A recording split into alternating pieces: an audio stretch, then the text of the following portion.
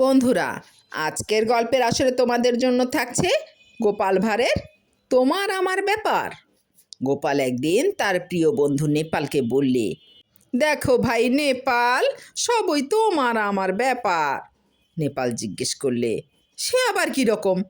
গোপাল বললে, এই ধরো নেপাল, তোমার বাড়ি আমার বাড়ি, আমার বাড়ি তোমার বাড়ি, তোমার টাকা আমার টাকা, আমার টাকা আবার তোমার টাকা, তোমার জামা আমার জামা, আমার জামা আবার তোমার জামা, এই সব আর কি। বন্ধুবার অবাক হয়ে গোপালের মুখের দিক তাকিয়ে রইল, এহেন অন্তরঙ্গতার ছোঁয়া পেয়ে।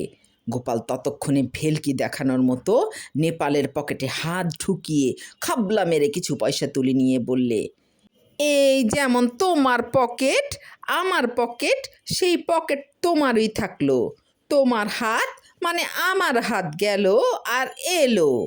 নেপালের নয়ন গোল হয় আর বদন ক্রমাগত বিস্ফোরিত হতে থাকে।